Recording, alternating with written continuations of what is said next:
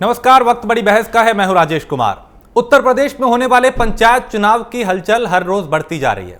High court के आदेश के बाद अब नए सिरे से किए गए आरक्षण की लिस्ट भी सामने आ गई है और त्रिस्तरीय पंचायत चुनाव में आरक्षण को लेकर शासन आदेश जारी कर दिया गया है। शासन की तरफ से जिला पंचायत अध्यक्ष की सीट को फाइनल कर दिया गया है। इसके साथ ही उम्मीद है कि ग्राम प्रधान समेत दूसरे पदों के आरक्षण का प्रकाशन 20 मार्च को होगा।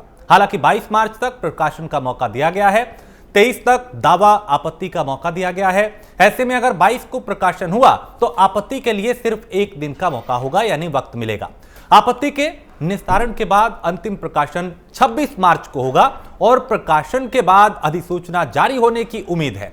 और इस बीच जिम्मेदार लोगों का कहना है कि अधिसूचना होली से पहले जारी हो सकती है। उधर दूसरी तरफ अब नए बदलाव के चलते एक महीने में यूपी के 16 जिला पंचायतों में अध्यक्ष पद के लिए आरक्षण बदल गया है और इस बार अनुसूचित जाति और अन्य पिछड़ा वर्ग के लिए आरक्षित सीटों को बरकरार रखा गया है, लेकिन महिला और अनारक्षित वर्ग वाली सीटें बदली गई हैं। इसके अलावा सूबे के किस जिले में कितनी क्षेत्र पंचायत किस कैटेगरी के लिए आरक्षित होंगी और ग्राम प्रधान ग्राम पंचायत सदस्य के लिए भी आरक्षण निर्धारण की प्रक्रिया तय कर दी गई है। जाहिर है पंचायत चुनाव के बदलते समीकरण के बीच रणनीति भी बदल जाएगी और बदली रणनीति के साथ चुनावी गणित भी बदलेगा। लेकिन इस बदलाव का असर आने वाले वक्त में पंचायत चुनाव पर कितना पड़ेगा और पंचायत चुनाव से 2022 के विधानसभा चुनाव में क्या बदलाव होगा, सब कुछ जानेंगे अगले 1 घंटे की चर्चा के दौरान। चूंकि अब से कुछ देर में एक वरिष्ठ पैनल हमारे साथ होगा जिनसे हम समझने की कोशिश करेंगे कि अब क्या समीकरण बन रहे हैं, क्या बिगड़ रहे हैं। अब चूंकि 2015 की जो प्रक्रिया है आरक्षण की उसको लागू किया जाएगा, हाईकोर्ट ने दखल दिया था, पहले ब्रेक लगाई थी, उसके बाद वक्त दिया गया था। अब जो पंचायत चुनाव की गिनती है वो उल्टी कहीं ना कहीं शुरू हो चुकी है और 27 जिलों में कोई आरक्षण नहीं होगा। कुछ गणित जो है वो हम आपको ग्राफिक्स के जरिए समझाते हैं। सामान्य महिला के लिए 12 जिले आरक्षित किए गए हैं। इसके अलावा ओबीसी के लिए 13 जिले आरक्षित हैं। तो पंचायत चुनाव को लेकर आज बात करेंगे। ओबीसी महिला के लिए 7 जिले आरक्षित हैं और एससी के लिए 10 जिले आरक्षित किए गए हैं। तो एससी महिला के लिए 6 जिले आरक्षित है। गोरखपुर की अगर बात करें, चूंकि अलग अलग जिलों की हम समीक्षा कर रहे हैं, गोंडा यानी कौन से जिलों में कोई आरक्षण नहीं है, उसमें गोरखपुर है, उसमें गोंडा है, उसमें बिजनौर का नाम भी शामिल है। इसके अलावा प्रयागराज भी इसी लिस्ट में शामिल है, यानी यहां पे आरक्षण नहीं है। उन्नाव में भी कोई आरक्षण नहीं है। मेरठ भी इसी लिस्ट में शामिल है। और पंचायत चुनाव से जुड़ा अगर आपके जहन में कोई सवाल हो आप भी हमसे पूछ सकते हैं, क्योंकि सोशल मीडिया पे भी अलग अलग प्लेटफॉर्म पे लगातार लोग हमारे साथ जुड़े हुए हैं। अगर आपके जहन में भी कोई सवाल है पंचायत चुनाव से जुड़ा हुआ या फिर आपकी कोई प्रतिक्रिया है तो हमें कमेंट जरूर करें। तो कौन से जिलों में कोई आरक्षण नहीं है ये लिस्ट आपको हम दिखा रहे हैं, जिसमें मथुरा का नाम है, जिसमें देवरिया का नाम है और अयोध्या में भी आरक्षण नहीं होगा। महाराजगंज ये भी उसी लिस्ट में शामिल है। अमेठी का नाम भी जहां पे कोई आरक्षण नहीं होगा, यानी ये वो जिले हैं जहां पे आरक्षण नहीं होगा। श्रावस्ती को भी आरक्षण से बाहर रखा गया है। इसके अलावा कानपुर देहात की बात करें तो यहां पे भी आरक्षण जो है वो लागू नहीं होगा। अमरोहा भी इसी लिस्ट में शामिल है। हाथरस है। तो कई जिले जिसमें किसी तरह की कोई आरक्षण की प्रक्रिया नहीं होगी। भदोही भी उसमें शामिल है, गाजियाबाद भी उसमें शामिल है। तो अब पंचायत चुनाव का जो समीकरण है वो अलग तरीके से बनता बिगड़ता दिखाई दे रहा है। चूंकि अब 2015 का हवाला दिया गया है कि उसकी प्रक्रिया को लागू किया जाएगा। इससे पहले कई तरह की अनियमितताएं सामने आई थी। 1995 का जिक्र उसमें किया गया था। हालांकि याचिका दायर की गई, हाईकोर्ट में बात पहुंची, हाईकोर्ट ने उससे पहले रोक लगाई। उसके बाद सरकार को कहा कि 2015 की प्रक्रिया को ही आप अपनाएं। सरकार की तरफ से फिर उसमें जवाब दाखिल किया गया कि ठीक है हम सहमत है, 2015 की प्रक्रिया को ही अपनाया जाएगा। तो अब क्या समीकरण बनेंगे, क्या बदलेंगे, क्या असर होगा इसका और किसका गणित इसमें बिगड़ा है, किसका गणित बना है, ये तमाम चीजें हम समझने की कोशिश करेंगे। अब से कुछ ही पलों में एक वरिष्ठ पैनल हमारे साथ होगा जिसमें राजनीतिक पार्टियों के प्रवक्ता होंगे, जिसमें राजनीतिक विश्लेषक होंगे। उनसे हम समझेंगे कि किसको अपने लिए क्या उम्मीदें हैं और 2015 की प्रक्रिया आने के बाद, आरक्षण की सूची जारी होने के बाद अब उनकी क्या तैयारियां हैं, क्या उम्मीदें हैं। राजनीतिक विश्लेषक इसको कैसे देखते हैं, किसको नफा किसको नुकसान होगा, क्या तैयारियां होंगी, किस तरीके से चुनाव होगा और क्या इसका असर आने वाले विधानसभा चुनाव में भी होगा। क्योंकि पंचायत चुनाव उत्तर प्रदेश का यह भी बेहद दिलचस्प, त्रिस्तरीय पंचायत चुनाव, और इसमें भी कोशिश पूरी है कि कैसे अपना अपना दबदबा इसमें राजनीतिक पार्टियों के जरिए बनाया जाए। तो इस बार का चुनाव बेहद दिलचस्प होने वाला है। तो हम समझेंगे कि आखिर अब इसके मायने क्या है, क्या तैयारियां हैं। हमारे साथ एक वरिष्ठ पैनल जुड़ चुका है जिसमें जयप्रकाश है, प्रवक्ता भारतीय जनता पार्टी के, कपिश श्रीवास्तव है, प्रवक्ता समाजवादी पार्टी के, जावेद अहमद है, प्रवक्ता कांग्रेस के, और अरविंद शुक्ला है, राजनीतिक विश्लेषक है। आप सभी का बहुत स्वागत है प्राइम न्यूज में। सबसे पहले जयप्रकाश जी, आपके रुख करूंगा मैं और आपसे समझना चाहेंगे कि चूंकि हाईकोर्ट में बात पहुंची, पहले रोक लगाई गई, उसके बाद कहा गया कि 2015 की प्रक्रिया को अपनाया जाए, आपने भी सहमति दी, अब 2015 के हिसाब से चुनाव होगा। क्या इसके लिए आपकी तैयारी? राजेश जी, 2015 चूंकि माननीय उच्च न्यायालय की इच्छा थी, इसलिए शासन को उसका अनुपालन करना सुनिश्चित था और वो हमने किया। जहाँ तक तैयारी का सवाल है, वो मतलब इसके पहले या बाद में इस बात से हमें खुशी है कि उत्तर प्रदेश में एकमात्र हम ऐसे राजनीतिक दल हैं जो सुदूरवर्ती गांव के बूथ लेवल तक हमारी तैयारी आज से नहीं है, जब हम सत्ता में आए थे तभी से। तो हमारे बूथ लेवल पे संगठन पूरी तरह से प्रतिबद्ध कार्यकर्ता है और संगठन के प्रति समर्पित है। और अच्छा ये है, हम गौरवान्वित महसूस करते हैं कि हमें विश्व का सबसे लोकप्रिय नेतृत्व भी हासिल है। तो हमें कोई फर्क नहीं है। और जहाँ तक आरक्षण का सवाल है, तो आरक्षण तो बदलता रहता है।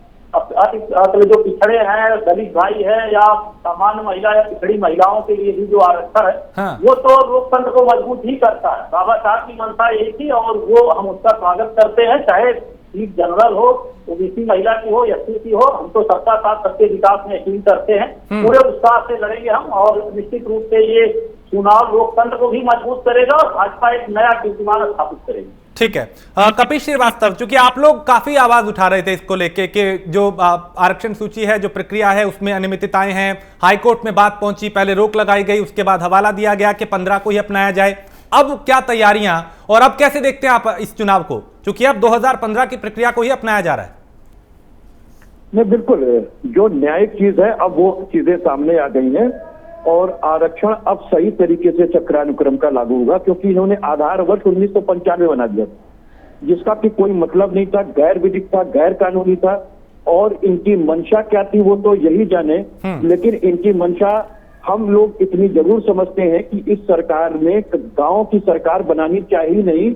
ये गांव की सरकार चाहते थे कि इनके प्रशासक के द्वारा चले, और किसान आंदोलन क्योंकि आसन्न है, सर पे चल रहा है, सामने चल रहा है, और किसान इसमें बहुत बड़े फैक्टर होंगे सरकार चुनने के लिए गांव के जी। तो इसीलिए जानबूझ करके 1995 को आधार बनाया था। वो तो हमारी न्यायपालिका है जिसने इस लोकतंत्र को बचा रखा है। और ऐसे व्यक्ति से, ऐसे भारतीय जनता पार्टी जिसको कि इस संविधान पे भरोसा नहीं, जिसको इस तिरंगे के झंडे पे भरोसा नहीं रहा, संघ ने इसीलिए 60 साल तक तिरंगा झंडा अपने नागपुर के कार्यालय पे नहीं लहराया।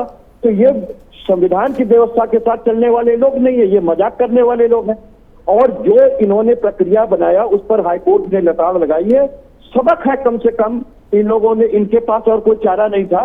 और अब जो है, अब जो प्रक्रिया जारी की गई है वो सही है, लेकिन इसमें भी देखिए कि एक दिन की आप आपत्ति का समझिए, क्या ये न्यायप्रिय है? अगर मान लीजिए किसी को भी हो सकता है इन्हीं क्या के कैंडिडेट को, तो क्या ये एक दिन का देना न्यायिक प्रक्रिया के अनुसार सही है, रीजनेबल है?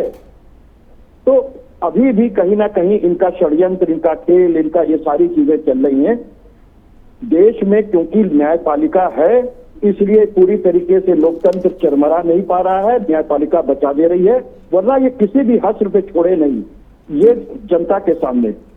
अब समाजवादी पार्टी का ये मानना है कि माननीय हाई कोर्ट के द्वारा जो आदेश हुआ है, और 2015 का जो आधार वर्ष मान के आरक्षण के चक्रानुक्रम को आगे बढ़ाया गया है वो ठीक है, लेकिन आपत्ति का समय इसमें मुसलसल तरीके से दिया जाना चाहिए। कम से कम जो है 3 दिन 4 दिन का समय होना चाहिए। ठीक है जावेद अहमद, अब आप लोगों की क्या तैयारी है? क्योंकि आवाजें कई उठ रही थी और आवाज बुलंद की जा रही थी कि साहब जो प्रक्रिया है वो ठीक नहीं है, उसमें गड़बड़ी की जा रही है, सरकार देरी करना चाहती है, गलत उसमें जानकारियां, कई तरह की बातें की गई। अब चूंकि हाईकोर्ट के दखल के बाद प्रक्रिया एकदम पारदर्शी है, साफ है, 2015 को अपनाया जाएगा। अब क्या तैयारी आपकी?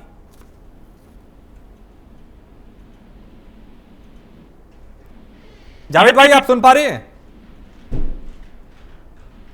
लगता है मेरी आवाज उन तक नहीं जा रही। हम फिर उनके कोशिश करेंगे उनसे संपर्क हो पाए और वो ठीक से हमारी बात को सुने और अपनी प्रतिक्रिया दे पाए। लेकिन अरविंद का रुख करते हैं। अरविंद जी, अब जो 2015 का जिक्र किया जा रहा था उसके हिसाब से ही चुनाव होगा, किसका समीकरण, किसका गणित बिगड़ेगा, किसका बनेगा? देखिए, उत्तर प्रदेश के चुनाव में और इनकी नजर सीधे 22 के चुनाव पर है, सरकार की और सभी की नजर उस पर है। तो 22 के चुनाव में जो एक खास रोल प्ले करने वाला है वो कहीं ना कहीं दलित वोट और महिला वोट। तो इन पर भी काफी नजर रही है, सरकार की भी इस पर काफी नजर थी और इसी बाबत इन्होंने काफी सारे चेंजेस किए थे। लेकिन अभी न्यायालय के निर्णय के बाद अब देखिए पार्टियों को कितना लाभ होगा कितना नहीं, ये तो चर्चा होती रहेगी जी। लेकिन हाँ, जनता को जरूर बहुत बड़ा नुकसान हुआ इन सब सारी चीजों से और हो रहा है। और मुझे लगता है कि जैसे उत्तर प्रदेश सरकार क्या कि भाजपा सरकार में जैसे धन लक्ष्मी का कोई श्राप लग गया हो सभी को, कि वो कहीं ना कहीं के माध्यम से लोगों को नुकसान पहुंच रहा है, ये चीजें ठीक नहीं है और ये मैसेज भी गलत जाता है। क्योंकि जो इसमें चोट खाकर बैठा है, काफी लोग अपनी तैयारी शुरू कर दिए, मान लीजिए उन्होंने विड्रॉ किया जी, तो उनका इतना सारा नुकसान हुआ, अब वो जाकर 22 में जाकर इफेक्ट करेगा ऐसा नहीं है। क्योंकि कई लोग वो कहते हैं कि मेरी जिंदगी में ऐसा पल आया और उस दिन के बाद मैंने उस पार्टी को छोड़ दिया। तो कई लोग इस पल को ऐसे लेने वाले हैं और मुझे लग रहा है कि ये पार्टी से कई लोग किनारा भी कसेंगे जिनको नुकसान हुआ है। तो फिलहाल उत्तर प्रदेश का चुनाव बहुत बड़ा चुनाव है और इसमें धर्म और जाति की हवा, बहुत दूषित हवा इसमें बहती है। तो इसलिए लोग बहुत जल्दी डाइवर्ट हो जाते हैं, लेकिन फिलहाल लोगों को नुकसान हुआ है और कहीं ना कहीं भाजपा सरकार को 22 में इससे थोड़ा नुकसान हो सकता है। मुझे ऐसा लगता है। यानी आप ये कह रहे हैं कि जो भी ये कुछ हुआ उसमें कहीं ना कहीं समीकरण जो है वो थोड़े बदलेंगे और इसका नुकसान भारतीय जनता पार्टी को हो सकता है आने वाले चुनाव में। निश्चित रूप से नुकसान हो सकता है। ठीक है जयप्रकाश जी, ये आपके लिए थोड़ा चुनौतीपूर्ण होगा, क्योंकि जिस तरीके से विपक्ष ने भी आपकी छवि को पेश किया कि साहब जानबूझ के देरी कराई जा रही है, जानबूझ के इस तरह के वहां पे प्रक्रिया दी जा रही है जिसमें देरी हो, और शुरुआत में ये कहा जा रहा था कि आप लोग जानबूझ के चुनाव में देरी कर रहे हैं। अब ये आपको नुकसान दे सकता है क्या आने वाले वक्त में? नहीं, ये तो हास्यास्पद आरोप है, क्योंकि हमसे नुकसान कैसे दे सकता? हम तो हर तरह से तैयार थे। हम किसी वर्ग विशेष या जाति विशेष को अपना कई राजनीतिक आधार बनाते ही नहीं। हम तो सबका साथ सबके विकास में यकीन करते। तो इसलिए मुझे नहीं लगता है कि व्यक्तिगत रूप से भारतीय जनता पार्टी को कोई नुकसान होने जा रहा। और ये तो लोकतंत्र की खूबसूरती है। आरक्षण कहिए कि एक जिला कभी मतलब जनरल के लिए था, वो आरक्षित हो गया, तो आरक्षित समुदाय क्या सहभागिता के हकदार नहीं है? और भारतीय जनता पार्टी का तो शीर्ष नेतृत्व देखिए तो पिछड़े और जनजातीय लोगों को बहुत शीर्ष स्तर पर प्रतिष्ठित किया हुआ है। तो हमें लगता है कि ये निश्चित रूप से जो सोच काम कर रही है वो भारतीय जनता पार्टी की असली ताकत को पहचानती नहीं है। आरक्षण या बदले हालात से भारतीय जनता पार्टी नहीं, भारत का लोकतंत्र भी मजबूत होगा। और जो हम अभी भाई साहब विश्लेषण कर रहे थे कि इससे एक खास वर्ग दूर चला जाएगा, इसका सवाल ही नहीं उठता। कौन सा खास वर्ग है जो व्यक्तिगत अपनी सीट के लिए अगर जुड़ा है तो वो भारतीय जनता पार्टी के विचारधारा के ऊपर प्रतिबद्ध है। हमारा तो इतिहास रहा, हम लंबे समय तक विपक्ष की राजनीति है। तो भारतीय जनता पार्टी औरों से हट के सिर्फ इसलिए नहीं है, उसका एक खास लक्ष्य है, विचारधारा है, संगठन के प्रति समर्पण है। और हमें निश्चित रूप से विश्व का सबसे लोकप्रिय नेतृत्व, इससे हताश नहीं होंगे, परिवर्तन नहीं होगा, मजबूत होकर। ठीक है जावेद अहमद, अरविंद कुछ कहना चाह रहे हैं। जावेद भाई आपके पास आ रहा हूं। अरविंद जी आप टिप्पणी करना चाह रहे हैं? वास्तव में इन लोगों के साथ समस्या यही है, जब किसी को नुकसान होता है तो उदाहरण देते हैं कि राणा प्रताप जंगलों में रोटी खाते थे घास की, और वो देश के लिए इतना करते थे, आप नहीं खा सकते घास की रोटी। तो ये सब उदाहरण उचित नहीं है। मुझे लगता है कि नुकसान होता है, किसी भी व्यक्ति का, जनता का अगर नुकसान होता है तो उसके प्रति कम से कम सहानुभूति और दर्द होना चाहिए। उसमें हम ऐसा उदाहरण पेश करें कि नहीं, महाराणा प्रताप जी जंगल की रोटियां खाया करते थे, हाँ। और देश के लिए इतना समर्पण किया करते थे, और आप लोग इसका मतलब देशभक्त नहीं। तो ऐसा विचारधारा, ऐसी चीज अच्छी नहीं है। किसी भी व्यक्ति का, समाज के किसी भी व्यक्ति का नुकसान होता है, आपातकाल नहीं आया भाई साहब। क्योंकि अगर आप ये सोचिए कि आपातकाल भी आ चुका है, देखिए ऐसा है, कोरोना भी आ चुका है, कोरोना का समय भी आ चुका है, तो उसके लिए भाजपा जिम्मेदार नहीं। हाँ, भाजपा ने जिस मजबूती से लड़ाई लड़ी और जिस तरह देशवासियों को बचाया, महफूज रखा, तो वो भाजपा का प्लस है। वो भाजपा कोई नहीं आई, वो सराहनीय है। हाँ, वो सराहनीय है, जो कदम सराहनीय है उसमें सराहना है। ठीक, जावेद अहमद, आप सुन पा रहे हैं मुझे, तो आपसे मैं ये समझना चाहूंगा कि आप लोग भी लगातार आवाज उठा रहे थे कि साहब जो प्रक्रिया है आरक्षण की वो सही नहीं है, उसमें गलत हवाला दिया गया, 1995 का जिक्र किया गया। अब हाईकोर्ट ने साफ किया कि 2015 के हिसाब से ही चुनाव होगा। अब आप लोगों की क्या तैयारी है, इससे चुनाव कितना प्रभावित होगा, क्या नफा क्या नुकसान? नहीं, देखिए राजेश जी, चुनाव में, पंचायत चुनाव में तो भारतीय जनता पार्टी लगातार गड़बड़ करने का प्रयास कर रही थी। ऐसी ग्राम पंचायतों को अनुसूचित जनजात के लिए आरक्षित कर दिया गया था, जहां पर एक भी अनुसूचित जनजात का मतदाता ही नहीं था। मतलब वो प्रतिनिधित्व विहीन हो जाती ग्राम पंचायतें। और इस बार भी जो रोस्टर है, उस रोस्टर की अभी भी अनदेखी की गई है। आप बताइए लखनऊ की स्थिति क्या है? पिछली बार किस वर्ग के लिए कहाँ आरक्षित थी और फिर भी कहाँ वही उसी जगह खड़ी हुई है। आप उन्नाव को देख लीजिए, वो पुनः सामान्य हो गई है। तो इस तरीके से अगर आप देखेंगे तो अनेक जनपदों में जब आरक्षण चक्रानुक्रम में चल रहा है तो उसको किस विशेष व्यवस्था के तहत उसको उसी वर्ग में रखा गया या किसी को सामान्य किया गया। जो सामान्य लगातार चली आ रही उसको आपने पुनः सामान्य कर दिया, जो अनुसूचित जात के लिए थी आरक्षित उसको आपने पुनः आरक्षित कर दिया। तो ये तो भारतीय जनता पार्टी लगातार कर रही थी, वो कर रही थी, पहली चीज। दूसरी चीज, कांग्रेस निश्चित रूप से पंचायत चुनाव की तैयारी में पूरी ताकत से लगी हुई है। और अभी पिछले दिनों आपने देखा भी होगा, आपने रिपोर्ट भी दिखाई कि हम लोगों कांग्रेस ने तय किया है कि हम जिला पंचायत सदस्यों के चुनाव में सीधे हिस्सेदारी कांग्रेस करेगी, और उसके अलावा बाकी निर्णय स्थानीय स्तर पर छोड़ा गया है कि हमको ग्राम प्रधान के लिए, बीडीसी के लिए क्या फैसला करना है वहां की परिस्थितियों के अनुसार। ठीक, ये चीज।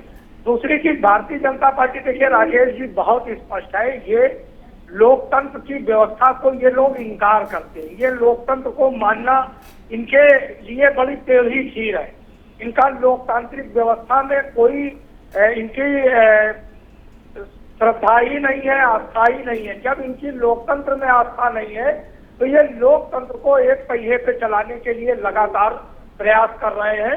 लेकिन देश की जनता इनके एक पहिए पर चलाए जाने वाले लोकतंत्र को निश्चित रूप से इन ग्राम सभाओं के चुनाव में भारतीय जनता पार्टी को तगड़ी चुनौती मिली।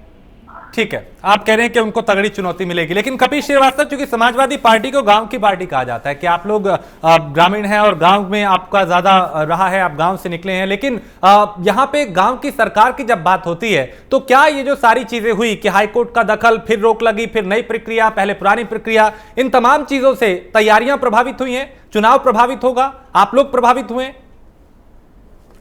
कोई भी आदमी प्रभावित होगा भाई। चक्कर ये है कि अन्याय सहने के लिए तो कोई बैठा नहीं है, और ये अन्याय करने के लिए ही इन्होंने 1995 का ये कारण भी नहीं बता पा रहे कि 1995 को आधार क्यों माना। 2011, 2015 और उसके बहुत पीछे 1995 आपने उसको आधार क्यों माना? कोई क्लैरिफिकेशन नहीं कि आप ये अन्यायपूर्ण प्रक्रिया क्यों कर रहे थे। क्योंकि कुछ तो ऐसे आटम पाटम होना चाहिए ना, कुछ तो प्राकृतिक न्याय के सिद्धांत का अनुपालन सुनिश्चित करना चाहिए सरकार को लोकतंत्र के अंदर।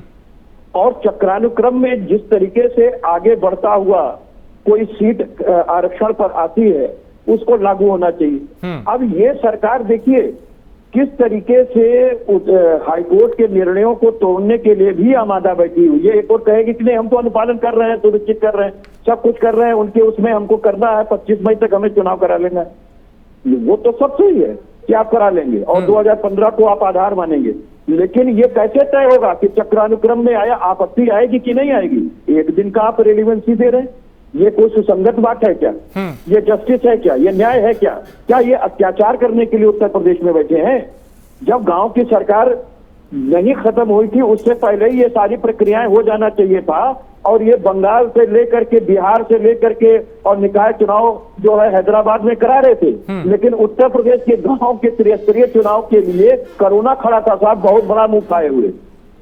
तो ये है भारतीय जनता पार्टी की नहीं, तो आप ये कह रहे हैं कि जो आपत्ति दर्ज करने का वक्त था वो कम है, यहाँ पे भी पेच फंसेगा? बिल्कुल, आप हमें बताइए, रेलिवेंसी है कि एक दिन में आप कैसे सारी आपत्तियां ले लेंगे और कैसे समाधान कर देंगे? ये तो सोचने वाली बात है। कंप्यूटर है क्या?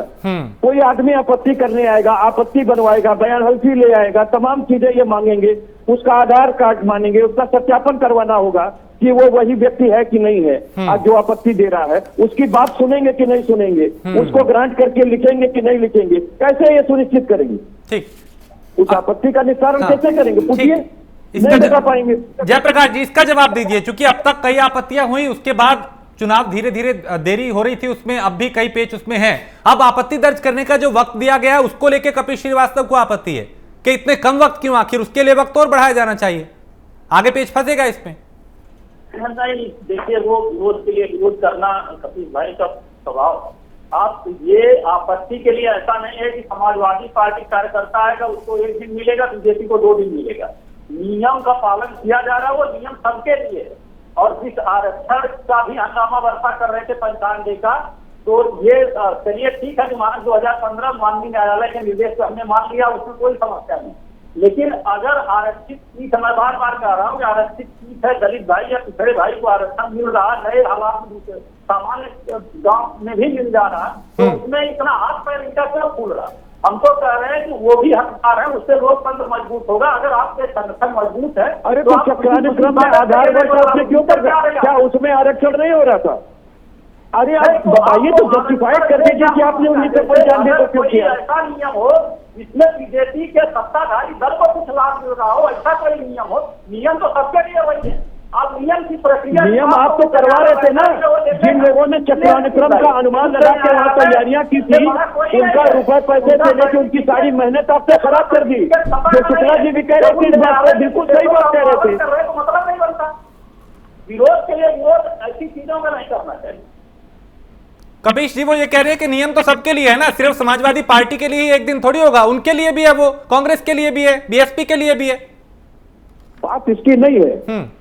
अन्याय करने के लिए सरकार बैठी है क्या? कुछ जस्टिफाइड करने के लिए पांडे जी के पास है कि नहीं? कुछ तो तर्क होने चाहिए। प्रवक्ता हैं आप, रेलिवेंसी में पूछ रहा हूँ, आप उसमें बता ही नहीं रहे। आप मुझे बताइए, 1995 को आपने आधार क्यों बनाया? 2011, 2015 को क्यों नहीं बनाया? और 2015 की आरक्षण करेंगे कि आप बस जहां मन करेगा वही आरक्षण कर देंगे और कह देंगे कि यही सही है, ये सबके लिए एक है? ये कौन सी बात हुई? अन्याय करने के लिए बैठे हैं, और अन्याय न कर रहे होते तो हाईकोर्ट निकाल लगाती क्या आपको? अरे कहाँ आपकी हालत से आवाज चुप हो जानी चाहिए, क्योंकि आपने अन्याय किया तो चुप हो जाइए, कम से कम न्यायालय का सम्मान कीजिए। अरविंद जी, आपसे मैं समझना चाहूंगा, क्या ये जो एक दिन का वक्त है, वाकई इस पे भी कहीं ना कहीं सवाल उठ रहे हैं और उठेंगे, और ये भी एक पेच है कि ये कम वक्त है और इसे बढ़ाया जाना चाहिए था? भी कैंडिडेट है, चाहे वो किसी भी पार्टी के हो, लेकिन वो एक कैंडिडेट है लोकतंत्र के अंदर में, और चाहे किसी पार्टी के हो, उनको समय मिलना चाहिए। दूसरी बात मैं और बता दूं कि अन्य पार्टियों के जो लोग हैं उनको एक बात के लिए सावधान रहना चाहिए कि भारतीय जनता पार्टी बहुत ही मजबूत राजनीतिक पार्टी है और राजनीति बहुत मजबूत करती है। जैसे वो इस तरह से राजनीति होती है कि वो चित्त भी मेरी और पक्ष भी मेरी, मतलब कि जैसे अभी किसी ने अगर आवाज उठाई कि गलत था, तो अभी आवाज उठा रहे हैं कि अच्छा, तो अगर मिल जाता दलितों को कुछ, आपको क्या आपत्ति थी? देखिए, इनकी नजर दलित वोटों पर है। अगर आप लोगों की भी नजर है तो इस पे बयान काफी संभल के देना होगा ताकि आपकी पार्टियों को, बाकी पार्टियों को नुकसान ना हो। और भारतीय जनता पार्टी इस मामले में काफी मजबूत है, तो इस बारे में सबको थोड़ा सा ध्यान रख के चलना चाहिए, क्योंकि इनकी राजनीति इसी प्रकार से है कि अगर वो नहीं भी लागू हुआ तब भी उसको वो कैश कर ले जाएंगे। कि देखिए साहब, हम तो इतना अच्छा कर रहे थे, इतना बढ़िया, हम तो दलित के लिए मेरी इतनी अच्छी सोच है, इतनी बढ़िया सोच है, लेकिन बाकी लोग साहब देखिए काम खराब कर दिए, देखिए अभी भी मेरा विरोध कर रहे हैं, उसी बात का विरोध कर रहे हैं, नहीं चाहते दलितों को कुछ मिले। तो इसलिए बाकी पार्टियों को सावधान रहना चाहिए जब भी वो मीडिया पर इस प्रकार से वो करे, तो इस बात का ध्यान रखें कि उनकी पार्टी को कोई नुकसान ना हो। ठीक, जावेद भाई, आप लोग इसके लिए तैयार हैं कि जो भारतीय जनता पार्टी की तैयारी है उसको लेके, चूंकि आप उस पिच पे ना खेलें जिस पे वो चाहते हैं, बयानबाजी बेहद संतुलित होनी चाहिए और चुनाव में कोई प्रभावित ना हो, कोई आपके खिलाफ ना हो, कैसे मतदाताओं को अपनी ओर खींचा जाए, इसको लिए कोई नई रणनीति इसको लेके? नहीं, निश्चित रूप से राजेश जी, हर राजनीतिक दल अपनी रणनीति पे काम करता है, लेकिन भारतीय जनता पार्टी, देखिए आप बिहार का पिछला चुनाव हो, ये अपनी पिच पे विपक्षी दलों को नहीं खिला पाए, इनको विपक्षी दलों की पिच पर जाकर मजबूरी में खेलना पड़ा। बंगाल में भी वही हो रहा और उत्तर प्रदेश की भी जो परिस्थितियां हैं, ये जिस पिच पर खेलने के आती हैं, इनको निश्चित रूप से भारतीय जनता पार्टी अपनी उस पिच पर नहीं खेल पाएगी। इनको तो स्विंग और स्पिन खेलनी ही पड़ेगी। ये पाटा पर इनकी खेलने की आदत है कि नफरत की राजनीति करो, चाहे वो कहीं पर भी हो, लोकतंत्र को कमजोर करो। और ये अब जो गांव की सरकार है, स्थानीय निकाय है, इन पर ये नियंत्रण स्थापित करना चाहते हैं, झूठ और मिथ्या के आधार पर, PR और ब्रांडिंग के बल पर, उसमें भी नफरत है साथ। ये नफरत के सिवा कुछ जानते नहीं, क्योंकि इनके विचार विदेशी है, इनकी व्यवस्था विदेशी है और मानसिकता कारपोरेट है। तो ये जो गांव की तरफ इनका जो रुख है, ये इसीलिए बार बार जो है ग्राम पंचायतों के चुनाव को कहीं इधर उधर करके इसको आगे बढ़ा देना चाहते थे कि ये चुनाव कहीं फंसा रहे कानूनी दांव पे।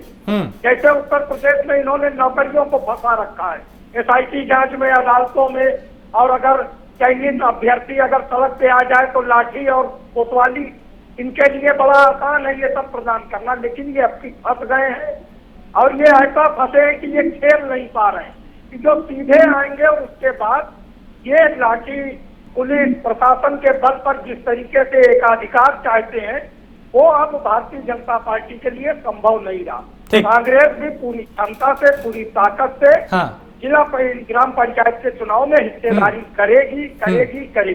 ठीक है, जयप्रकाश जी, इस बार आपके लिए चुनौतियां ज्यादा होंगी क्या, और क्या लगता है कि इस प्रक्रिया के बाद चुनाव और कितना प्रभावित होगा, कितना इसमें और वक्त लगेगा, उसको लेके क्या तैयारियां हैं, कैसे जो विपक्षी दल है उनको आप ये आश्वासन दे पाएंगे कि देखिए अब सब ठीक होगा? देखिए, हमारे लिए चुनौतियां नहीं है, ये राष्ट्रपिता का जो सपना था कि ग्राम स्वराज, मतलब जो लोकतंत्र की चेतना है वो निचले स्तर एकदम गांव तक जानी चाहिए। और ये राजनीतिक दलों का दुर्भाग्य रहा है कि 70 सालों में विधानसभा से नीचे, जैसा जावेद भाई कह रहे थे कि अब ये गाँव को भी नहीं। हैदराबाद के देखिए नगर निगम के चुनाव में भी हम शिद्दत से लड़ रहे थे, कांग्रेस मजाक उड़ा रही थी, कांग्रेस वहां कहीं नहीं। तो हमें तो लगता है कि चाहे नगर इकाई का चुनाव हो या ग्राम पंचायत का, अगर एक राजनीतिक दल के रूप में आप सोचिए तो राजनीतिक दल की उपस्थिति वहाँ होनी चाहिए। असली लोकतंत्र भला गांव सरकार के बिना संभव है?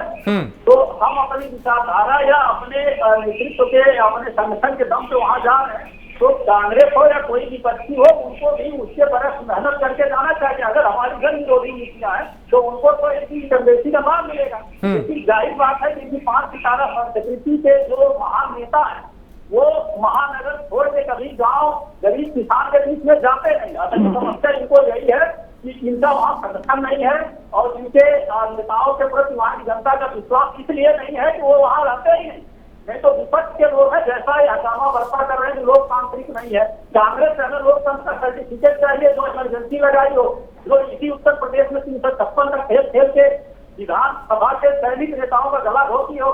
तो हम तो 10 साल से चला ही रहे केंद्र सरकार, कितने कांग्रेस शासित राज्यों तो हमने 356 के तहत राज्यपाल शासन शासित किया। तो हमें लोकतंत्र का सर्टिफिकेट कांग्रेस जिसकी स्थापना या अंग्रेजों ने की थी, जो भारत में पश्चिमी संस्कृति बलात् रूप से स्थापित करना चाह रही हो, देश हित के कितने भी मुद्दे हों उससे समझौता करती रही हो, उससे सर्टिफिकेट नहीं चाहिए। और वास्तविकता बस यही है कि ये सब बौखलाए हैं, इनका ग्रामीण स्तर पर संगठन है। ठीक है अरविंद जी, इस बार का चुनाव कितना अलग होगा पहले के मुकाबले? इस बार क्या चुनौतियां रहेंगी? क्योंकि कोरोना भी हमने देखा, चुनाव हालांकि कई जगह हुए, अब भी कई जगह होने की तैयारी है, लेकिन कितना अलग होगा ये पंचायत चुनाव पिछली दफा के मुकाबले? देखिए, इस बार का जो पंचायत का चुनाव है, फिलहाल उतना बहुत अच्छे तरीके से प्रत्याशी उतने बढ़िया तरीके से नहीं कर पाएंगे। हालांकि एक थोड़ा सा चुनाव एक तरह से शौक वाली चीज तो होती ही है, लोग अधिक से अधिक पैसा खर्च करते हैं, अधिक से अधिक प्रचार प्रसार करते हैं, लेकिन उतना फिलहाल नहीं दिखेगा जितना पहले के चुनाव में होता है। इस बार संपर्क में देखिए, कोरोना अभी भी कहीं कहीं थोड़ा स्प्रेड हो रहा है, अभी भी न्यूज आ रही है और जगहों की भी न्यूज आ रही है, तो कोई ना कोई गाइडलाइंस भी आ सकती है उसके संबंध में भी। तो इस बाबत जो है उस तरह से नहीं होगा, थोड़ा सा दूरी बनाकर और इस तरीके से ही सारी चीजें होंगी। उतना रंग नहीं दिखेगा। हाँ, लेकिन ये रंग बन गया फिलहाल जितना वो चल रहा है। जैसे भाजपा के प्रवक्ता जी कह रहे थे कि हास्यास्पद विषय है। हास्यास्पद विषय नहीं था, वो हास्यास्पद पूरा वाक्य ही हो गया इस समय। तो अभी इतना जो प्रकरण हुआ है, जितना ड्रामेटाइजेशन हुआ है, उसमें थोड़ा सा रंग आ गया है, थोड़ा सा, और लोग काफी इन्वॉल्व हो गए हैं, शहर से लेके गांव तक लोग काफी इन्वॉल्व हो गए हैं। और इससे पहले इतना इन्वॉल्वमेंट नहीं था, लेकिन पहले की अपेक्षा अब सोशल मीडिया भी बहुत मजबूत हो गया है, तो सोशल मीडिया के माध्यम से और लोग अपना प्रचार प्रसार कर रहे हैं, तो फिलहाल सोशल मीडिया ज्यादा हावी रहेगा ठीक पहले की अपेक्षा। जी कपिश जी, मुद्दे क्या रहने वाले हैं? क्योंकि आप लोग, हमने देखा कि कई दफा चाहे कानून व्यवस्था हो, किसानों का मुद्दा हो, महिला सुरक्षा हो, इन तमाम मुद्दों को लेकर आप सड़क पे उतरे हैं, लेकिन जब गांव की बात होगी, जब गांव के चुनाव की बात होगी, जब प्रधानी के और सरपंच की बात होगी, तब आप लोग क्या मुद्दे लेके जाएंगे? देखिए, बहुत सीधी सी बात है, पर जो ये चुनाव होते हैं उसमें स्थानीय मुद्दे हावी होते हैं, लेकिन सिर्फ स्थानीय मुद्दे नहीं होंगे। क्योंकि देखिए, जिस तरीके से योगी सरकार ने ये 4 साल काटे हैं और उन्होंने कोई अपना काम नहीं किया। किसान 250-300 से ऊपर किसान बैठ के बॉर्डर पे देहांत हो चुका उनका, और एक भी संवेदना के स्वर नहीं फूटे हैं। और किसान की चौपालें लग रही हैं, जो ये समझा नहीं पा रहे ना चौपाल लगा पा रहे हैं। भाई, सरकार इतनी बड़ी, सरकारों, इनको किसानों ने भी चुना था, कभी 350 सीटें आई थी, और ये उन किसानों को नहीं समझा पा रहे हैं जिनके लिए लाभ के लिए कहते हैं कानून लेकर के आए। तो वो तो इनके लिए बैठा हुआ है कि हमारे लिए एक बहुत अच्छा जवाब यहीं पर मिलेगा, जैसे कि इनको पंजाब के अंदर मिला। बहुत सीधी सी बात है कि किसान जिस तरीके से उपेक्षित है, उसके गन्ना मिलों के अंदर भुगतान सुनिश्चित नहीं हुआ। हाई कोर्ट, सुप्रीम कोर्ट ने इनको 14 दिन का समय दे के लताड़ लगाई, लेकिन इस पर उस पर कुछ नहीं है। 15,000 करोड़ का बकाया आज भी है। 4 साल की सरकार इनकी जा चुकी है, गांव का कोई कल्याण ये कर नहीं पाए। मनरेगा इनकी कोई व्यवस्था थी नहीं, अब मनरेगा का भी इन्होंने बजट कम कर दिया कोरोना काल में, जिसमें कि पढ़े लिखे लौटे गांव और उनके पास कुछ रोजी रोजगार नहीं थे और परिवार चलाने का संकट उनके सामने खड़ा था, तो मनरेगा में नौकरी की कंप्यूटर इंजीनियर लोग, और ये सारी लोगों की चीजें हैं, मैं बता रहा हूँ आपको। लेकिन उसका भी बजट इन्होंने कम कर दिया। किसान सम्मान निधि में से 10,000 करोड़ रुपए कम कर दिया। और जो इन्होंने पानी पहुंचाने की बात की, आप बताइए, बिजली 4 गुना महंगी कर चुके हैं। डीजल जो है वो लगभग 100 के आसपास में पहुंच रहा है। किसान की यूरिया से 5 किलो का बैग चोरी कर लिया और 2 गुना इन्होंने दाम कर दिया है। तो किसान तो सबक सिखाएगा, क्योंकि कोई भी वर्ग खुशहाल नहीं, मजदूर भी इनको सबक सिखाएगा कि जिस तरीके का इन्होंने काम किया। रोज एक नई घोषणा कर देते हैं कि उत्तर प्रदेश से मजदूर बाहर नहीं जाएगा, जाएगा तो योगी जी का आदेश लेकर के जाएगा, वो मानना पड़े। कहाँ है बताइए ना मुझे, कहाँ है वो नीतियां जो लेकर के आए थी, इस पर इतना डिस्कशन हुआ? तो ये सब खाली कहने वाली बातें कि हमारे वहां पर कुछ लोग होंगे और दूसरे प्रदेशों के अंदर वो देखेंगे कि उत्तर प्रदेश के लोगों के साथ अत्याचार है। कहाँ है वो नोडल एजेंसी? कौन बैठाया गया अधिकारी के रूप में? बताइए, इतनी चर्चाएं हुई। तो ये नित्य नए घोषणा करके सो जाते हैं। और इन्होंने आज तक गांव का ही नहीं, पूरे प्रदेश का क्या विकास किया? एक शिलान्यास नहीं बता पाएंगे जिसका कि शिलान्यास करके उद्घाटन इन्होंने किया। इन्होंने हमारे ही शिलान्यास का शिलान्यास किया, हमारे ही उद्घाटन का उद्घाटन किया और हमारी MOU का MOU किया है, क्योंकि आज तक इन्होंने नए MOU नहीं किए। और जो इजी डूइंग बिजनेस लेकर के आ रहे हैं, हाँ। ये तो केवल वो कल्पनाएं हैं सिंगल विंडो की कि इसमें इतने हमने नियम मान लिए, इतना सरलीकरण कर दिया। ठीक है अरे जयप्रकाश जी, सरलीकरण कर दिया तो देखिए बिजनेस विपक्ष क्या के लिया? चश्मे से देखें तो खामियां तमाम हैं, और कपीश जी को भी आपने सुना, उन्होंने एक एक करके वो तमाम चीजें गिनवाई कि क्या हुआ और क्या नहीं हुआ। लेकिन मैं ये समझना चाहता हूं कि जब गांव के चुनाव की बात होगी तो जाहिर है कि स्थानीय मुद्दे हावी होंगे, लेकिन क्या ये जो बड़े मुद्दे भी बताए जा रहे हैं, क्योंकि ग्रामीण तो देखिए किसान गांव में ही रहता है जो दिल्ली की सीमाओं पे भी है, क्या ये मुद्दे भी आप लोगों को परेशान करेंगे? ये भी एक चुनौती होगी इससे निपटना। देखिए उनके ढंग से कपीश भाई हमारा ही प्रचार किए और उन्होंने प्रधानमंत्री जी के ग्रामीण मिशन के सारी योजनाओं का नाम दे, क्योंकि मैं तो किसान परिवार का ही हूँ। इसके पहले मैं जानता था कि 5 किलो यूरिया का बात उन्होंने करी, इसके पहले यूरिया के लिए रात भर लाइन किसान लगाता था, लेकिन हमारी सरकार ने इम्पोर्टेड यूरिया करके यूरिया की तस्करी कम कर दी। और आपको भी याद होगा कि इसके पहले इलेक्ट्रिसिटी का जहाँ तक सवाल है, मस्जिद की मालिक थी, इलेक्ट्रिसिटी कुछ खास चीजें बनाए गए, रामपुर, आजमगढ़, इटावा, वहाँ 24 घंटे लाइट रहती थी। कानपुर जो मैन्चेस्टर हुआ करता था उत्तर भारत का, वहाँ क्योंकि सपा की सीट नहीं थी, इसलिए सपा बसपा ने 10 सालों में उसको एकदम से शहर को, इंडस्ट्री को तबाह कर। हमारी जो नीति है खुद इनके की गई, इटावा में हो या कहीं भी एक क्वालिटी है, ग्रामीण क्षेत्र में 18 घंटा इलेक्ट्रिसिटी की सप्लाई हुई है। और जो बात सबसे फर्क कार्य थी, एक भी यूनिट का अगर आपने कारखाना लगाया हो तो बता दीजिए, एक यूनिट पैदा करने का नया कारखाना लगाया हो तो बता दीजिए। हमारी सरकार ने तो लगाया, तो हमारी सरकार ने लगाया था और अब अपग्रेड भी किया था। टांडा के एनटीपीसी को अपग्रेड भी किया। रेवा में कोयला से बिजली उत्पन्न करने के लिए कारखाना दिया। योगी सरकार ने क्या दिया, एक बता दीजिए, एक बता दीजिए। धुआं से मुक्ति मिली। आप बिजली की बात कर रहे हैं कि कहाँ बिजली मिल रही है, और 4 गुना दाम तोड़ने के बाद आप बिजली तब भी नहीं ले पा रहे। एक भी यूनिट आपने पैदा करने के लिए कारखाना लगाया जयप्रकाश भाई, मैं मान लूंगा कि आपने काम किया। एक यूनिट का बता दीजिए कहाँ बढ़ा है। इलेक्ट्रिसिटी से डगमगा रहा है और गांव के बहनों को धुआं से मुक्ति मिली है और हर व्यक्ति को प्रधानमंत्री आवास के दायरे में लाया जा रहा है। तो रोटी कपड़ा मकान भी लोग बुनियादी प्रधानमंत्री आवास कब नहीं था, कब मुख्यमंत्री आवास नहीं था, कब लोहिया ग्राम नहीं था, कब कांशीराम ग्राम नहीं था, कब राजीव गांधी आवास योजना नहीं थी, कब इंदिरा गांधी आवास योजना नहीं थी। कौन सी चीज आप नया लेकर के आए, ये बताइए, आप कौन सी चीज नहीं लेके आए?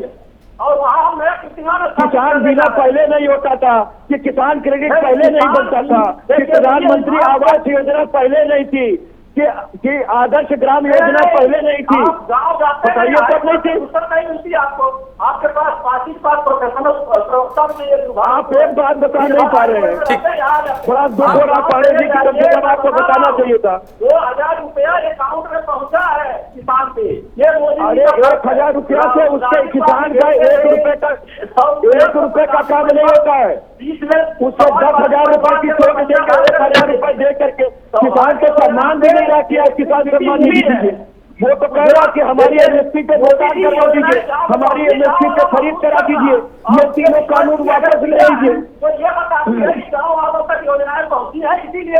ठीक है जावेद अहमद, हाँ जावेद अहमद, क्या मुद्दे होंगे? क्योंकि देखिए समाजवादी पार्टी ने तो तमाम मुद्दे गिनवाए और वक्त वक्त पे हमें सड़क पे भी दिखाई दिए, आपके भी कई नेता हमें सड़क पे दिखाई दिए, लेकिन जब गांव की बात होगी, गांव के मुद्दों की बात होगी, गांव की सरकार की बात होगी, तब क्या मुद्दे हावी रहेंगे? किन मुद्दों को लेकर चुनाव में जाएंगे?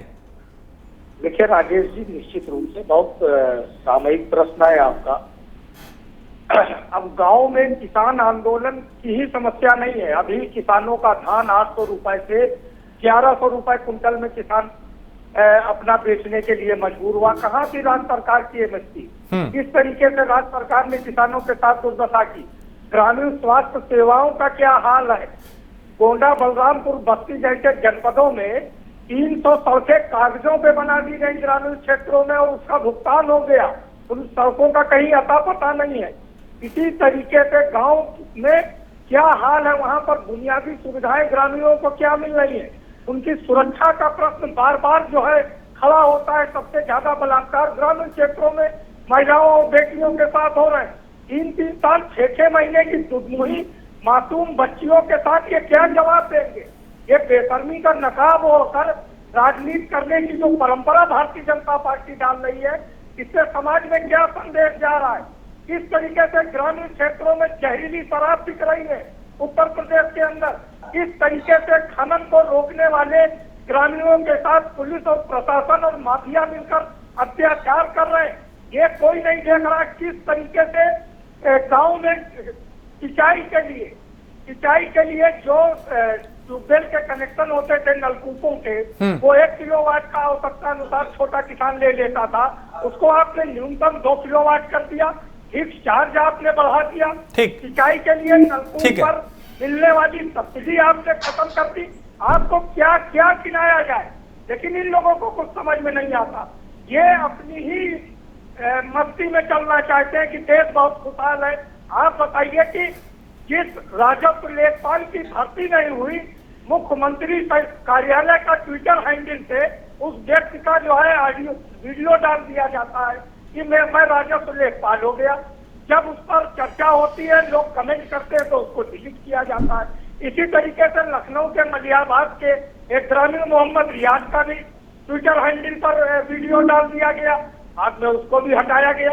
ये जो झूठ पर के दम पर और जो सरकार चलाई जा रही है विज्ञापन के सहारे, इसके सहारे, आंकड़ों की बाजीगरी के सहारे, इससे काम नहीं चलना है। ठीक है अरविंद जी, करना पड़ेगा। ठीक है, बिल्कुल विपरीत है। हाँ अरविंद जी, आप ये बताएं, ये जो मुद्दे विपक्ष की तरफ से गिनवाए जा रहे हैं, क्या गांव के चुनाव में वो मायने रखते हैं? क्या जो किसान आंदोलन चल रहा है, क्या वो पश्चिमी उत्तर प्रदेश या फिर उत्तर प्रदेश के किसानों को प्रभावित करेंगे? क्या वो जो गुस्सा हमें दिल्ली की सरहद पे दिखाई दिया, वो पंचायत चुनाव में दिखाई देगा? नहीं, देखिए, वो जो इलेक्शन की बात हो रही है, जिस इलेक्शन की हम बात कर रहे हैं उत्तर प्रदेश के अंदर में, हाँ। और किसान आंदोलन की जो बात हो रही है, वो बहुत ज्यादा प्रभावित नहीं करने वाला है, एक बात। और दूसरी बात, यहाँ उत्तर प्रदेश में जो भी काम हुआ है, विपक्षी पार्टियां जो भी हैं, लेकिन देखिए, एक चित्रकार अपने चित्र को चौराहे पर लगा देता है और बोलता है कमियां बताइए, और शाम तक सैकड़ों कमियां लोग बताते हैं। जब वो बता देता है सुधार करिए, तो एक भी निशान उस चित्र पर नहीं रहते। तो आखिर इनमें से ऑप्शन बनकर कौन उभर रहा है? भारतीय जनता पार्टी में लाख कमी बताने पे चलिए बताते हैं, लेकिन क्या इनमें से कोई ऑप्शन बनकर आ रहा है? जनता के पास क्या कोई और सुदृढ़ ऑप्शन है? कानपुर में जब विकास दुबे का इनकाउंटर हुआ, तो उसके गांव और आसपास के लोगों ने मिठाई बांटी। तो दबंगई भी एक समस्या है गांव की, और योगी सरकार ने उस पर बहुत काम किया है। उसको उसका लाभ मिलेगा गांव स्तर पर हर जगह, क्योंकि चौराहे चौबारे की ये बातचीत हो जाती है। तो ये जो सारे काम जो भारतीय जनता पार्टी कर चुकी है, आखिर उसका ऑप्शन बन के लोग कैसे उभरेंगे, इनको उस पर विचार करना चाहिए। हाँ। क्योंकि जब तक ऑप्शन नहीं बनेंगे, तब तक जनता के पास अगर कोई ऑप्शन ही नहीं है, तो भारतीय जनता पार्टी को उसका लाभ मिलता रहेगा बराबर जी। लेकिन क्या कोई मजबूत ऑप्शन बन के आ रहा है? प्रश्न ये। और जिस बिजली, पानी, सड़क की बात कर रहे हैं, ये बहुत ही संकोच और निंदा का विषय है कि लगभग सभी की सरकारें बन चुकी हैं। कोई ऐसा नहीं, चाहे एनडी तिवारी की सरकार बनी हो अनेक वर्ष पहले कांग्रेस की यहाँ उत्तर प्रदेश, लेकिन बनी कभी बनी, तो फिर भी अगर देश में वो सारी समस्याएं उत्तर प्रदेश में रह गई हैं, हाँ। सबके लिए शर्म का विषय है कि 74 वर्ष बाद भी हम बिजली, पानी और इन सब विषयों की बात कर रहे हैं, इसकी कंप्लेन कर रहे हैं। हाँ। तो आखिर ऑप्शन कौन बनकर आ रहा है? और जब तक ऑप्शन नहीं बनेगा, भारतीय जनता पार्टी को लाभ होता रहेगा और उसको होगा। जावेद जी कुछ कहना चाह रहे हैं? जावेद अहमद। देखिए अरविंद जी विश्लेषक है, मैं कोई टीका टिप्पणी नहीं करता हूँ अमूमन, और टीका टिप्पणी अभी भी नहीं कर रहा। लेकिन आप देखिए कि जिस लिए आप प्रशंसा कर रहे हैं बिकरू कांड पर मुख्यमंत्री जी की, उसी भारतीय जनता पार्टी के एमएलसी और कितने नेता है भारतीय जनता पार्टी के एमएलसी ने खुलकर जो है बिकरू कांड में आरोपियों का पक्ष लिया कि विकास दुबे के परिवार को पूरी तरीके से परेशान किया जा रहा है। तो ये जो विरोधाभास की राजनीति है, इधर भी रहो उधर भी रहो, और जो जातीय युद्ध है भारतीय जनता पार्टी के अंदर, अरविंद जी उस पर भी तो स्पष्ट कर दीजिए। मेरा सिर्फ मैं प्रशंसा नहीं कर रहा हूं। क्या ये भारतीय जनता पार्टी के विरुद्ध कोई कार्रवाई करेगी? अगर वो विकास में अपराधी थे या है, तो क्या भारतीय जनता पार्टी अपने एमएलसी के विरुद्ध कार्रवाई करेगी? और अगर नहीं कर रही है, तो इसका मतलब विकास दुबे के खिलाफ जितने मुकदमे थे वो गलत थे। ये तो अब भारतीय जनता पार्टी सरकार और मुख्यमंत्री जी को। ठीक है अरविंद जी, बहुत शॉर्ट टिप्पणी कर दीजिए, मैं उसके बाद कपीश जी के पास जाना है। देखिए, प्रशंसा विषय नहीं है, लेकिन किसी भी व्यक्ति का जो कार्य है, हाँ। उसके पैरेलल एक बड़ी रेखा खींचनी पड़ेगी, तब उसके आप ऑप्शन बनकर आएंगे। तो बड़ी रेखा जो खींचेगा तब तो ऑप्शन बनेंगे, तो ऑप्शन कैसे बनेंगे, उस पर विचार करना चाहिए। ठीक, कपीश श्रीवास्तव। ने देखिए, अरविंद शुक्ला ने जो बात कही है, हम लोगों को उससे सबक लेने की जरूरत, और उन्होंने प्रश्न करके हमें कहने का अवसर दिया है, इसलिए उनको हम बधाई देते हैं। भाई देखिए, आपने जो विकास दुबे का एक कांड दिखाया, उस पर जावेद भाई ने कह दिया अब हम उस पर नहीं जाएंगे, लेकिन जो गांव में मुसलसल तरीके से और दलितों के साथ अत्याचार हुआ है, उनकी बेटियों के साथ हुआ, हिंदू बेटी को जो रात में फूंक ताप दिया गया, और एडीजे लॉ एंड ऑर्डर कह रहे थे रेप ही नहीं हुआ, ये केवल एक जगह की घटना नहीं है, ये तमाम जिलों की घटनाएं रही हैं, तो उसका भी तो प्रभाव पड़ेगा। और एनसीआरबी के आंकड़े भी तो बताते हैं कि हेनियस क्राइम में 7.30% की बढ़ोतरी हुई है। तो कहां से योगी सरकार तो ये भी लॉ एंड ऑर्डर में नहीं बताने लायक है कि जेल में कैसे हत्याएं हो जाती हैं। योगी सरकार को उन्नाव की उस बेटी को भी तो जवाब देना पड़ेगा ना कि उसके पिता की अभिरक्षा, पुलिस अभिरक्षा में हत्या कैसे हो गई, कैसे मृत्यु हो गई पुलिस की अभिरक्षा में, तो वो नहीं बता पाएंगे। सेंगर साहब को जो गले से चिपकाए रहे, गृह राज्य मंत्री को जो गले से चिपकाए रहे, उसका भी तो जवाब देने पड़ेगा। और जो इनके पार्टी विद डिफरेंस का एक मामला खुल के सामने आया, जिसमें सांसद जी ने जूतम पैजार किया था विधायक से और बताया था आप नहीं विधायक को कि ये चमड़ी का सौदागर है, नहीं, तो लेकिन कपिल श्रीवास्तव, ठीक है, कपिल श्रीवास्तव का सौदा करती है। कपिल श्रीवास्तव, ये मुद्दे हैं और आप लोग उठाते रहे हैं, सड़क पे भी हमें दिखाई दिए, हो सकता है विधानसभा चुनाव में भी आप इसको उठाएं, विधानसभा में भी आपने उठाए, लेकिन यहां पे बात मैं कर रहा हूं कि जब पंचायत चुनाव की बात होती है तो ग्रामीण को, जो किसान है, जो ग्रामीण है, उसको उसकी सड़क चाहिए, उसको पानी की निकासी चाहिए, उसे पानी चाहिए, उसे चाहिए कि साहब हमारा खड़ंजा बन जाए, उसे चाहिए कि हमारे घर के सामने किसी ने ज्यादा वो चबूतरा बना दिया। ये मुद्दे वहां पे ज्यादा हावी रहेंगे, या फिर वो इन तमाम बड़े मुद्दों को समझेगा कि देखिए वहां पे हाथरस में ये कांड हुआ था, वहां पे ये हुआ था, मुझे वोट देना है नहीं देना, ये सोचेगा? देखिए राजेश जी, सबसे बड़ी चीज ये है कि ये चूंकि गांव का चुनाव है और त्रिस्तरीय चुनाव में आप देखिए गांव के लोग में ही लोग खड़े होते हैं और गांव के लोग में ही चुनाव होता है। पार्टियों का रोल बहुत ज्यादा नहीं होता है, इसीलिए बहुत ज्यादा पार्टी उसमें इन्वॉल्व भी नहीं रहती थी, समर्थित उम्मीदवार खड़े किए जाते थे। और आज भी वही चीजें हैं, उनके उसमें शुचिता का कौन सा व्यक्ति ज्यादा खड़ा है, किसने कभी अगर वो पद पाया है तो काम किया है कि नहीं किया है, बिल्कुल मायने रखेगा। लेकिन क्या किसानों के साथ जब भारतीय जनता पार्टी अपने लोगों पे लेके लड़ेगी, तो उसको एंटी इनकम्बेंसी का और उसने जो गलत किया है गांव के लोगों के साथ, उसका जवाब उसको भोगना पड़ेगा। और कोई व्यक्ति गांव का, तो हम बताते हैं कि इतनी बढ़िया इलेक्शन है कि गांव के अंदर अगर प्याज महंगा होता है तो वो सीधे कहते हैं कि इन्हीं की सरकार, इनके वजह से हुआ था। डीजल महंगा हुआ है तो वो सीधे वही देखते हैं, वो इनके आंकड़े में नहीं फंसते क्योंकि टीवी नहीं देखते हैं, बहुत कम टीवी देखते हैं वहां पर। और ये बैलेट से चुनाव होने वाले हैं, ये ईवीएम मशीन से तो होने वाले नहीं है। तो बहुत सीधी सी बात है, ना कभी इनकी गांव की सरकार रही है, ना बनेगी, ना बन सकती है। और किसान इसमें एक अहम भूमिका निभाएंगे। बाकी शुचिता का चेहरा, जो भी गांव का प्रत्याशी खड़ा होगा, जो भी उनके जिले का प्रत्याशी खड़ा होगा, जिसको व्यक्तिगत लोग रूप से जानते होंगे, तो वो चुन करके आएगा। ठीक, जयप्रकाश जी, किसान जो है, किसान मुद्दे का बहुत जिक्र हो रहा है, किसानों का बहुत जिक्र हो रहा है, और जब ग्राम की चुनाव की बात होती है तो जाहिर है गांव में ही किसान है। ये जो किसानों का मुद्दा था, 3 कृषि कानून थे, क्या ये भी आप लोगों के लिए परेशानी बन सकते हैं? क्योंकि गिनवाया इनको भी जा रहा है अहम मुद्दों में। वो तो स्वाभाविक है कि किसान से संबद्ध जो तीनों बिल हैं वो देश भर में चर्चा है, लेकिन अगर देखिए तो उसके बाद भी चुनाव हुआ है, बिहार में चुनाव हुआ, हम जीत गया है, तो वो एक अलग इशू है। लेकिन जैसा जावेद भाई कह रहे थे कि शराब तस्करी हो रही, तमाम ऐसे मुद्दे हैं, गांव में अपराधी भी रहते हैं, तो एक चीज जान लीजिए कि गांव के लोग जब से योगी जी की सरकार आई है तब से मुक्ति महसूस कर रहे हैं। क्योंकि एक फर्क जो आया, मैं ये नहीं कहता कि रामराज आ चुका, लेकिन एक चीज जान लीजिए कि पहले की सरकारों में सत्ता के संरक्षण से अपराध होता, थाना विधायक जी का आदमी चलाता, और जो संगठन के जिला अध्यक्ष थे वही केवल ऊपर तो पंटी चड्ढा बैठे ही थे, नीचे तक शराब की तस्करी जो सत्ताधारी दल था उसके संरक्षण में होती थी, अपराधियों को भी राजनीतिक संरक्षण मिलता था।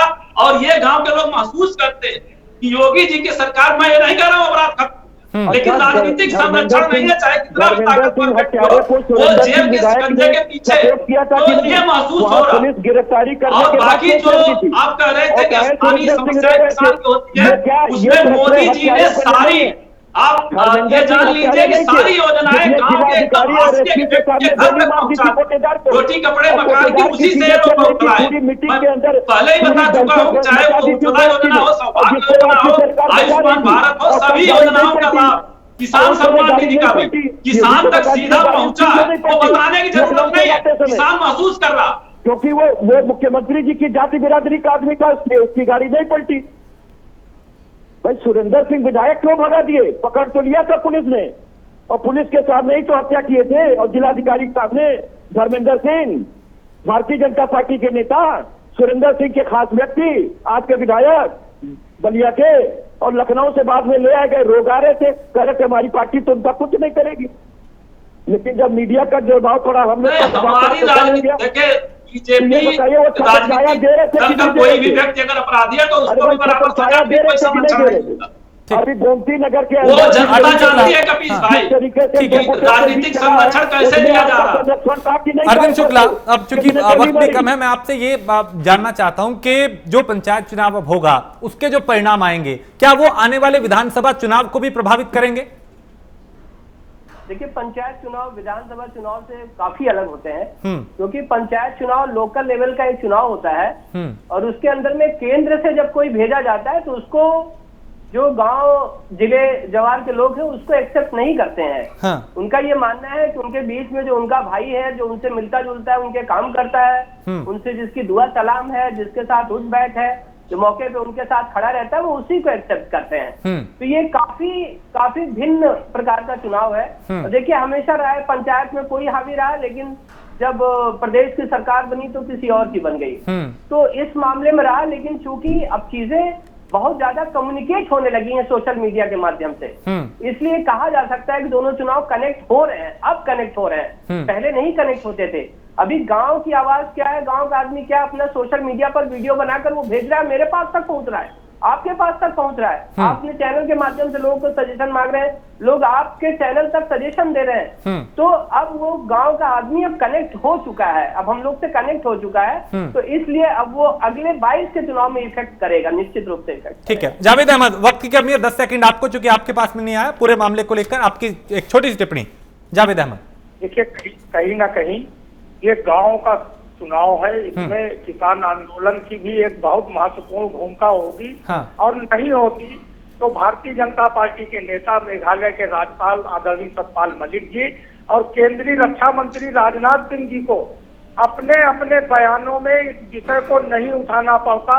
राजनाथ सिंह जी ने भारतीय जनता पार्टी की प्रदेश कार्य समिति में इस प्रश्न को उठाया और व्यंग्यात्मक लहजे में उठाया, और सतपाल मलिक जी ने तो यहाँ तक कह दिया कि सरकार किसानों को खाली हाथ ना लौटाए, अगर खाली हाथ लौटा रही है तो इसके परिणाम भी भोगने के लिए तैयार है। चलिए देखना होगा इन तमाम बयानों का क्या असर होगा और कैसे लोग इसका जवाब देंगे। बहुत शुक्रिया जावेद अहमद, जयप्रकाश जी, कपीश श्रीवास्तव, अरविंद शुक्ला, आप सभी का बहुत शुक्रिया चर्चा में शामिल होने के लिए। तो पंचायत चुनाव की अब तैयारियां हैं, आरक्षण सूची की जो प्रक्रिया है वो 2015 के हिसाब से ही लागू होगी, अब तैयारियां तेज हो चुकी हैं। हमने गणित समझने की कोशिश की, आखिर आरक्षण की जो प्रक्रिया है उसके बाद क्या समीकरण बनेंगे और क्या बिगड़ेंगे।